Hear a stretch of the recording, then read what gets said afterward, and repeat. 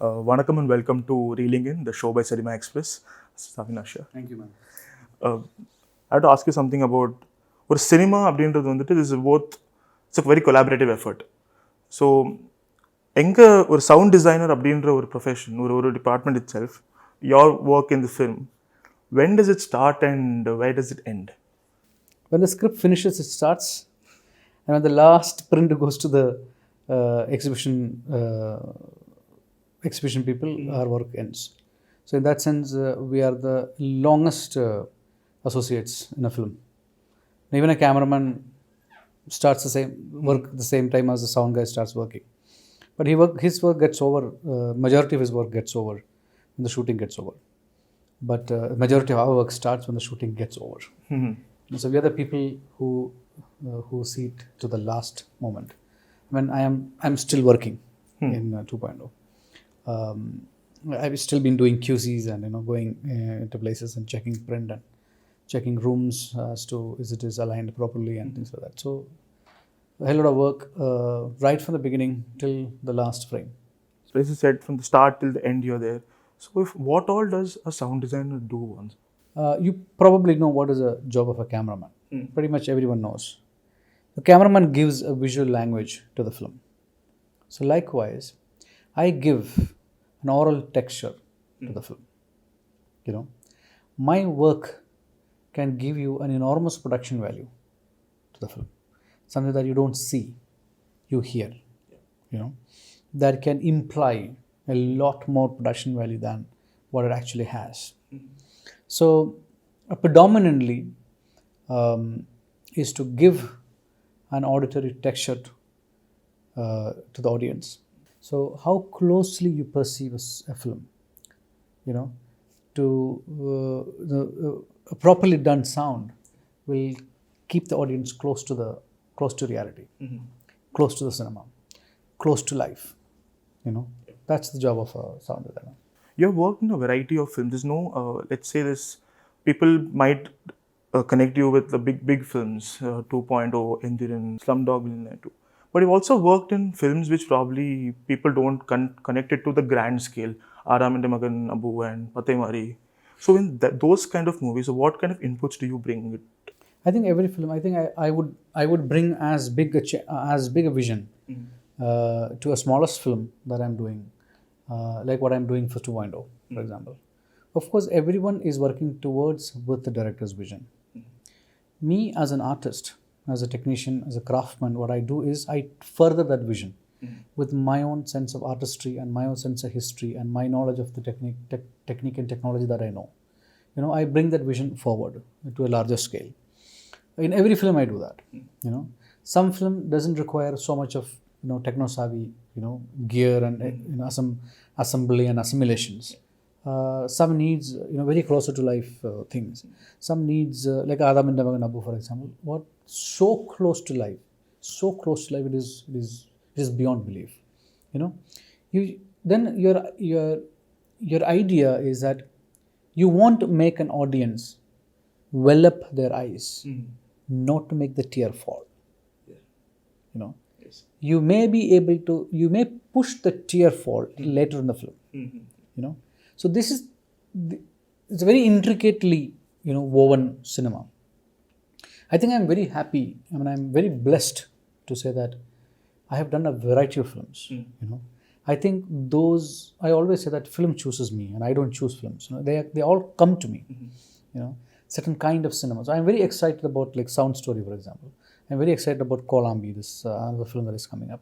I'm very excited about a film called Kadak, which it's like a one-night story. So every film that I have done or that I've been doing, there's a part of me in it, like as much part of me in 2.0.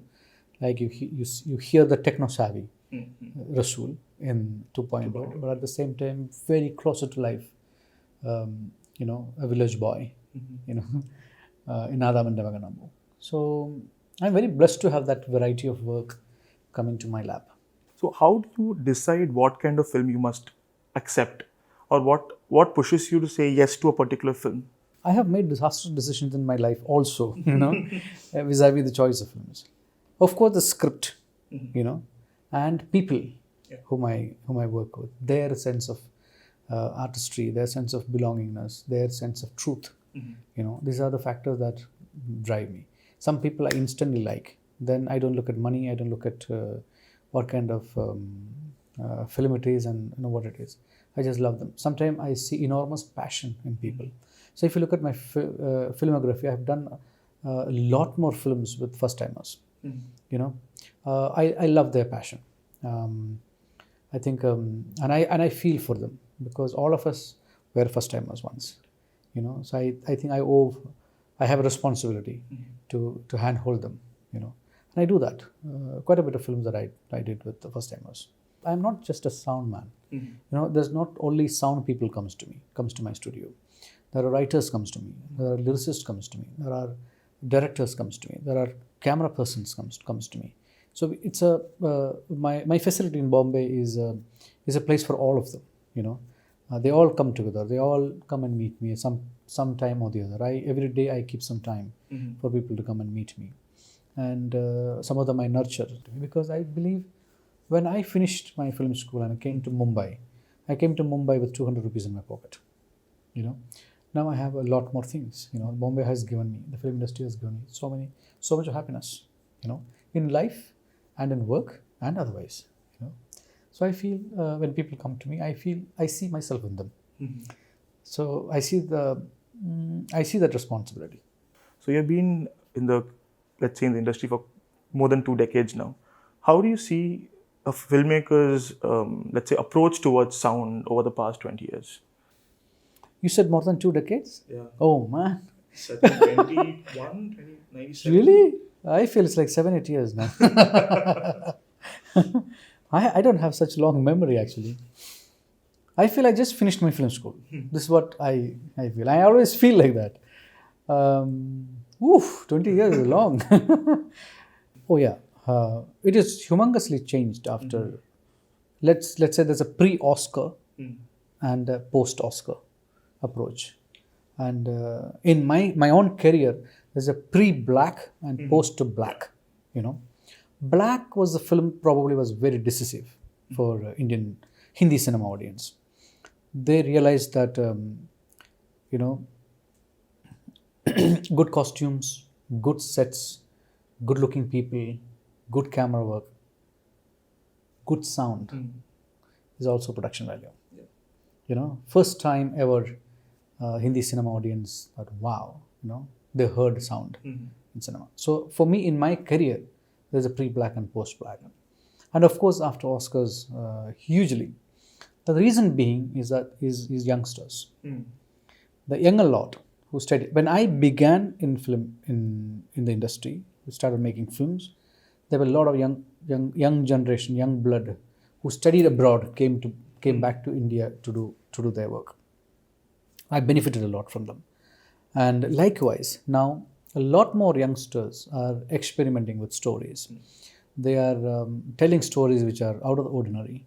They are telling stories that are very, very close to life. But what happened in the last decade is, I remember after my Oscars, when me and Rahman was in a press conference, somebody asked us, so both of you won the Oscars, so what is going to be the next? What is going to be? What is it going to do? Yeah. What is it going to do? I mean, you guys got it, so what? So Rahman said, the next 10 years is going to be Indian cinema's golden period. And I see that it is so correct that I see that happen. You just look back. The last 10 years, Hindi cinema, mainstream Hindi cinema changed so much. Yeah. It's come down to the roots. It's not only roots. Look at people like Manoj Bajpayee, Rajkumar Rao, those kind of guys who just came up from nowhere. Ranveer Singh came from nowhere. When you talk about nepotism in Hindi cinema, these guys, we don't know where they come from. Correct. They just came and made it, and audiences lap it up. So in that respect, Indian cinema has traveled a lot of distance in the last decade. And I'm very happy to be part of it in whatever minor way that I've been part of it. So when you say filmmaking has changed, so has the audience perception of sound itself. When you say, probably even before Endiran came, the talk about the Shankar's film would be about the star cast and let's say the locations he takes you to. But now the common narrative with 2.0, the buzz going on to the 4D, and then you talk about the audio quality of the film. So how do you see audience response to the experimentations you put out in cinema? See, you have to understand that the audience is exposed to first quality material from abroad, on their palm. Yes. Top of the line, top notch quality material is available on their palm. So why not they expect something like that from Indian filmmakers? Now please understand, please analyze this whole thing from a different standpoint that I am coming from. What is the sanctity of a film like 2.0? When Avatar was released in India, it collected 65 crore from the Indian market. Hollywood studios watered down their sense of quality. Just mark this word. They watered it down, the sense of quality. And they released Fast and Furious across India, and they collected more than 100 crore. When it came to Jungle Books, it became 222 crore. Collectively, if you take all these films, and n number of films that I have not mentioned, they are taking away the resources of this country without spending a single penny in the film's making. Correct. Now, you as an industry person, you as a practitioner, you as a filmmaker who is consciously looking at what is sustaining our business, you have to counter it. Yeah. How do you counter it? You make equally big, larger than life, closer to life films that are technically savvy, that catches the imagination of the youth of this country. If you don't do this, our cinema will be completely taken over in the years to come by Hollywood films. Because you take the first generation of today, they are exposed to first-rate cinema. The Marvel series, the Avengers, the Spider-Man, the Superman, anything, the Oscar films that come to your movie halls, they're exposed to that. There's no wonder if they show disgust to your own film that you're making. If you're still making films that are running around trees, you are mistaken. What will happen to Indian cinema is what happened to French cinema. The Chinese has countered it by not allowing more than 20 cinema in a year in the domestic market. Indian cinema's biggest standpoint is that the 80% of the business still come from the domestic market. So the day we allow our domestic market to be conquered by super content that is coming from, super content with techno-savvy content that is coming from abroad, we are doomed as an industry. So films like 2.0 had to be made. The sanctity of somebody like Shankar is that he managed to put together a superstar from Hindi cinema, a superstar from Southern cinema. They combined and he made a pan-India movie. Because of their star power, he is able to assess and access a larger budget for which his vision can be executed. So I think that kind of smart move have to come from Indian cinema. Otherwise, we are facing a very, very grim future. But still, the theatre-going experience is something which is very close to heart for most Indians. That's what I keep saying. So again, today, for 5,000 rupees, you can buy a home theatre system. Why would an audience come to the cinema? Correct. Which means when you come to the cinema, they need an experience which they don't get it at home. Sound is the most essential aspect on that. You get larger than life experience, or you want to closer to life experience. Anything and everything is supported by sound. You can make one of the most beautiful looking CGs in the world, but if it doesn't sound right, it alienates the audience. The moment it alienates the audience, they are not with you. They will walk out on the second show. So it's the biggest, and people have identified it. Filmmakers have identified it, producers have identified it, and they are willing to spend more time and money on sound. I'm very happy to see that. That's what Rahman has said, golden period of Indian cinema. Like before the film was ready for release, the 2.0 team met with a lot of theatre owners and spoke about the different theatre equipment that needs to be to enjoy this kind of an experience in theatres. But the 4D theaters are very, very few in China. I think you can count them in 3 or 4. Yeah. So where do you see the theater going experience going? Because you need to invest let's say a lot more than regular cinema. There is another aspect to it. When we discussed the concept of 2.0, we were 2 years ago, 2016, we started discussing. When we were discussing the sound of the cinema, we knew that we need to invent a new format for it to materialize what the visions that Shankar had. See, we are one of the biggest filmmaking country in the world. Biggest in the world. We don't make a single microphone. We don't make a single speaker. We don't make a single camera. We don't make a single lens. Forget everything. Not even a tripod we make for the world to use. Okay. We are the biggest IT power in the world. Tell me one software, apart from Tally, one software or one operating system that this IT superpower has made which the world is using. No. So where are we? We are nowhere. We are nowhere in the picture to influence people's life with technology, even though we are the brainiest among the entire population in the universe. So, when we began discussing, when we realized that we need to reinvent something new to put this vision further, it took me 2 years to materialize that vision. So I was working on 3rd of this month when we had the trailer release. From there, if I track backward, 2 years of my consistent effort, talking to developers, talking to people who are controlling the exhibition, the systems engineering that is controlled, they're nobody from India. We have no control over those. They are all systems that have been generated and made outside India, who are huge companies and big business entrepreneurship, and they have their own policies. We have to make intrusion into their vision, their architecture. And please remember, we managed to do that. It is impossible. 10 years ago, when I won the Oscar, we were the first industry from Asia to win an Oscar in the technical category. 10 years later, I'm telling you, we are able to put out a technology first in the world in sound. So imagine how long, what a stride we have taken. Hugely. And it took me 2 years. It meant talking to people, rewriting software. It meant, convincing people to rewrite their algorithm so that I can execute this. You see? And till 2 days before the trailer release, I was not convinced. Theoretically I was convinced. Practically, I was not able to see my vision is being fruitioned.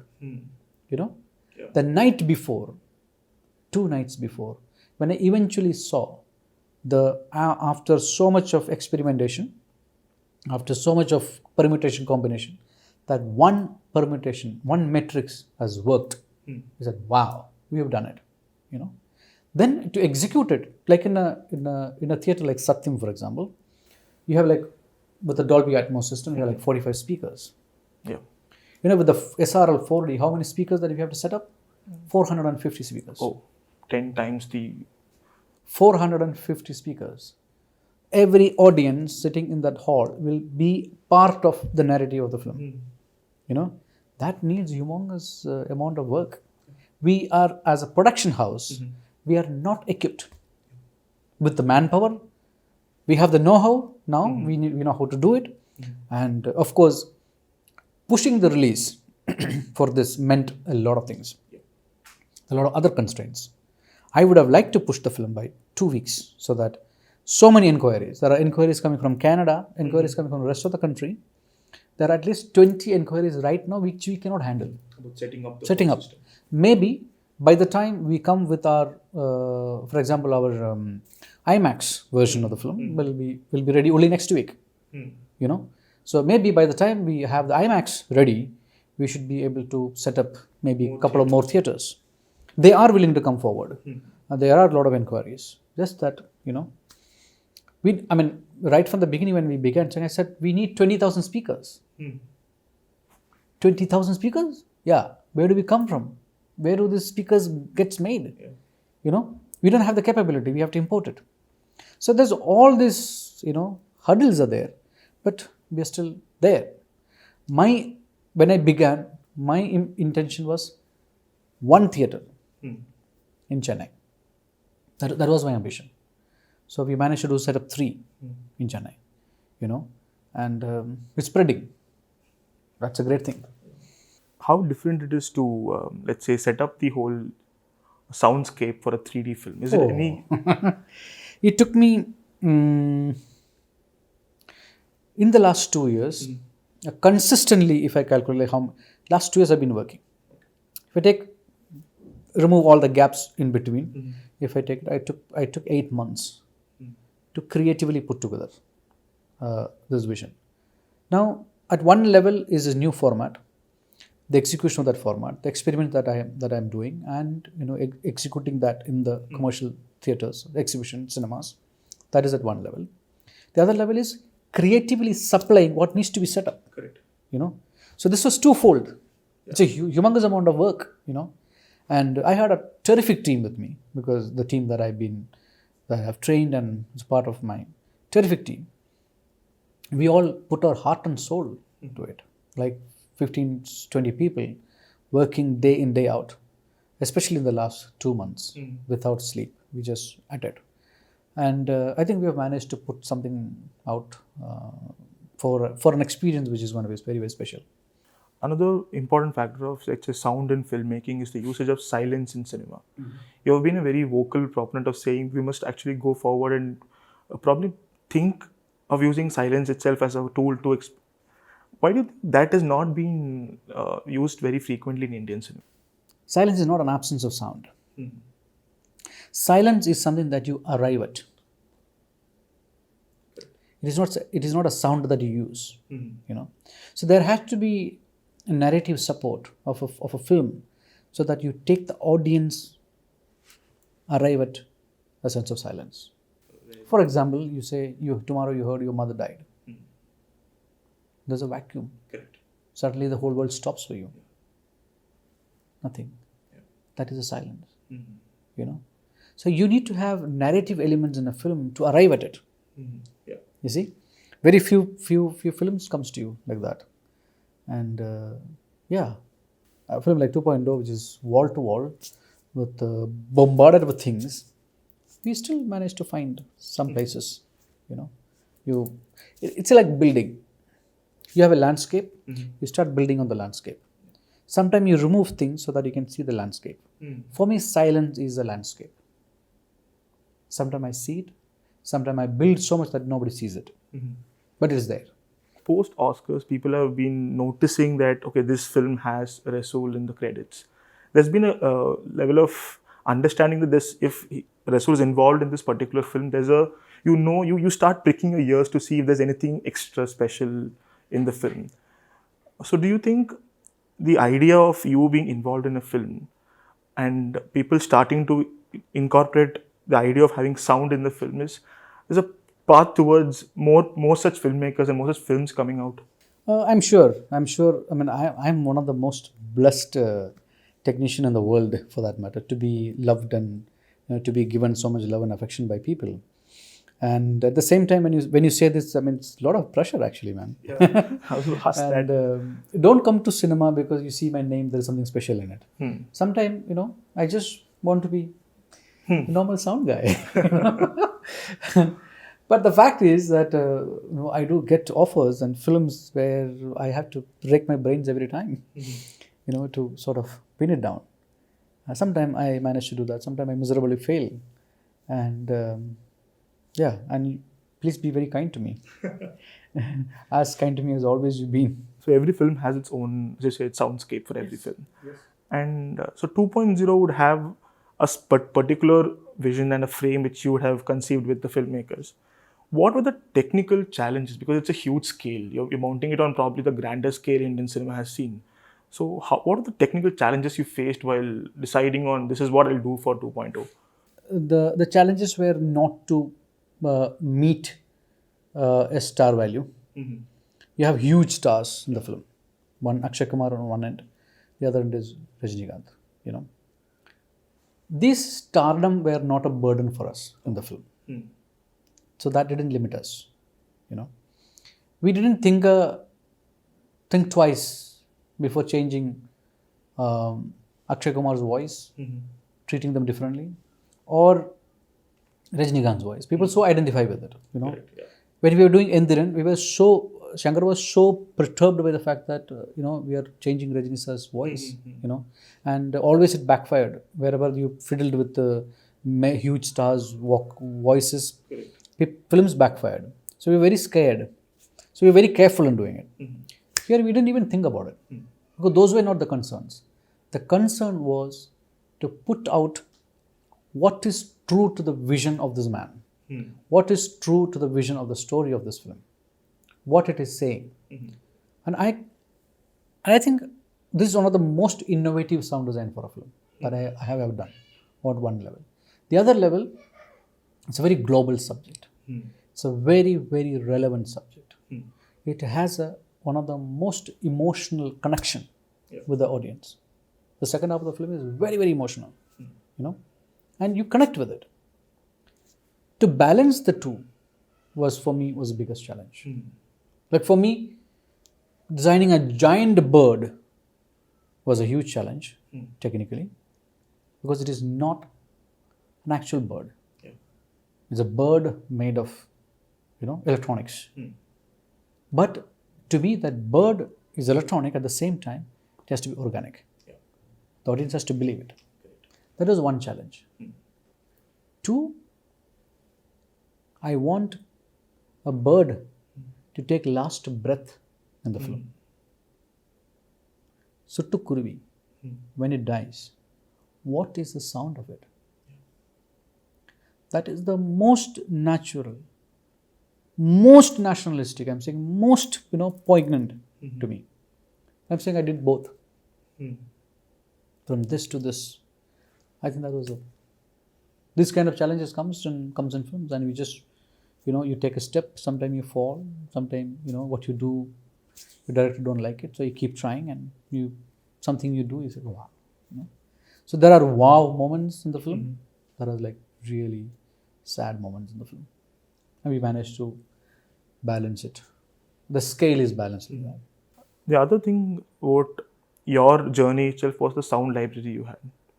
But then you had to stop after a point because you felt filmmakers were becoming too lazy and they're just taking... I stopped the commercialization of my library. Yes, I did. They're very complacent. Very Indians, doesn't work.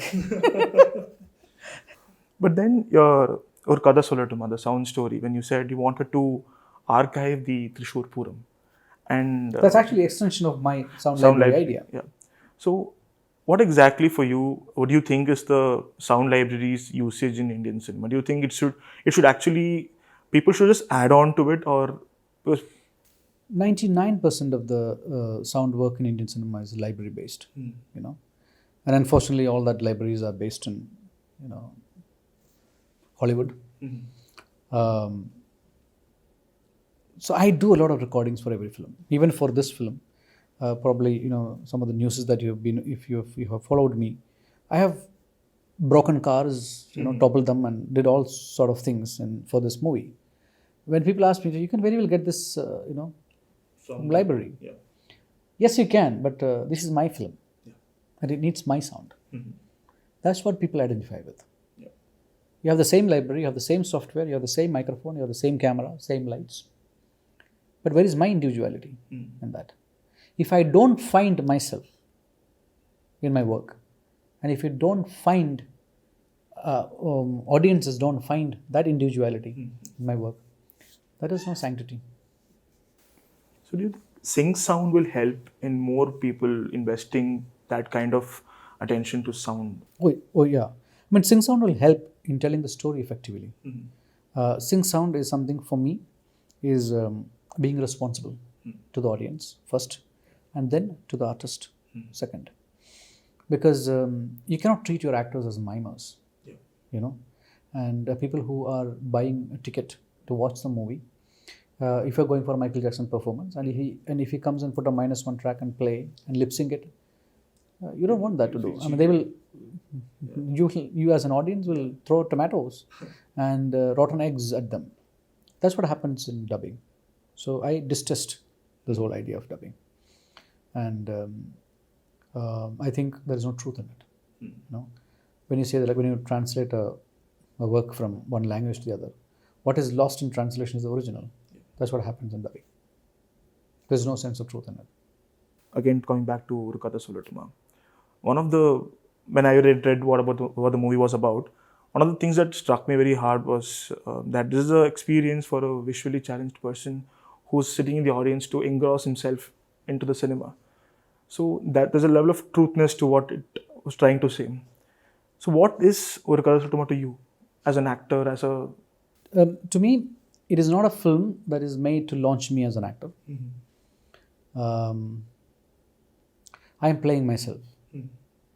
It stemmed up from a completely different thought. You know, the thought is that after the Oscar, somebody asked me in a television interview, "What do you want to do next?" And you know, you guys have this weird proposition in life that you keep prodding. You're not happy with what this guy has done right now.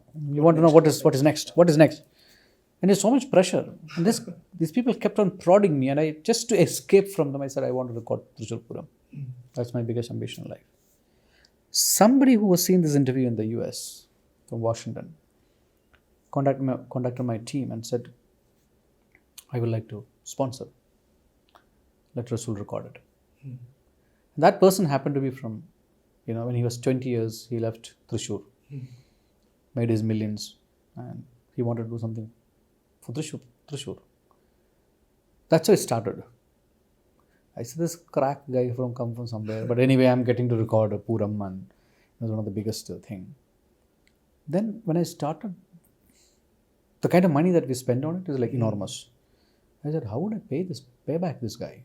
So they asked me, so can we shoot a documentary of what you're doing, how we're doing. So the film actually started from there. You know. So I'm not acting, I'm just doing my job. So then it had taken a different kind of shape and different kind of turnovers. You know, in life, that's what happens in life.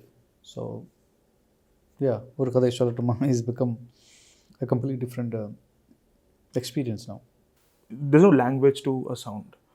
Like if I say, probably, is it why you don't mind doing scripts in various languages? Because you as an artist are giving something which is not exactly language based. For me, language is another sound. You know, bhasha is, for me, it's sound of it. You know, like what Rahman does when he's doing a Hollywood film, he's putting a Tamil lyrics in it. You know, it's like we hearing a Spanish song. We don't understand a jack shit. Correct. But we listen to it because it gives you some expression. You know, for me, it's all that. Every piece of sound for me is an image, and I work with image. And I work with images that are not tangible. Correct. You know, that's the difference. I sculpt in time. Very well said, that one was. Prana is something which I've been talking very open. So what is that all about? Prana is again another experiment, you know. What has happened is, after all this aura that they have around me, so in small budget films, I'm able to experiment, you know, with content much bigger than what I would do in a big budget film. 2.0 is special and it's different. In a big film, sometime you just have to meet the deadline. You know, they come to you because we have only 40 days to do the film now. Let's catch Resul Pookutty. He has a big team. He will do it. You know, people come to me because of the reason. So those kind of films also I do, and that sustains me. And so these small films, I relate very, very much to it. VKP is somebody with whom I know him for 20 years. We always wanted to work together and talk about it. And I think he's a different breed of men, you know. He breathe and sleep only cinema. And I call him like a monthly filmmaker. Like in 1 month he'll make one film, you know, that kind of a guy. So we've been talking. So then this story was told to me. And I thought it was an amazing story of one space, one character. I said, why not we make it big in sound? I said, we will do live sound. And we will do live sound in surround format. Not just like, normally what happens is surround goes to a mono track in the center track of the film. So you record with minimum number of microphones, all that. I said, no. Everything that happens in this space is a part of our sound narrative. Let's incorporate that. That's how Prana has happened. Last time you had an interview and people are prodding you about what dream you had, and then you got to make Trishur Puram. And so, what is your dream? What's your next dream? I want to make my film. I want to make my film. That's my next dream. Your own. My own film. Yeah. Okay. I'm very close to it, but hopefully soon. How often do you see the Oscar? Your Oscar I don't see it at all. statuette? Okay. I've kept it on the bank vault, so I don't have to look at it every day. I take it out once in a year, maybe in month of February, and I just clean it up. And my children takes photographs with it, and I put it back. So I have no pressure. I have forgotten the fact that I won an Oscar, and I don't want it to be anywhere near me. So are you ever, let's say, like done with answering questions about? I hope these people will stop asking me that. What was it like winning an Oscar? It's like, hello. On that note, thank you so much, and all the very best for 2.1 and all your other films. Pleasure. Thank you so much.